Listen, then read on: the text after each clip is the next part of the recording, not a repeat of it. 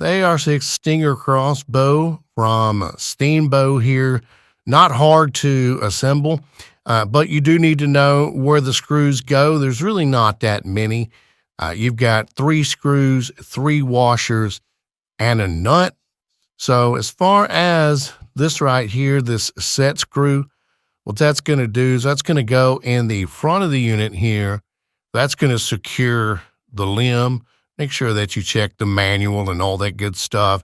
The longer screw here, along with the 2 smaller washers and the nut, is going to be the crossbolt white here, and that's what's going to secure the front of the magazine assembly, or the upper unit. And then the shorter screw with the larger washer is going to go in the back.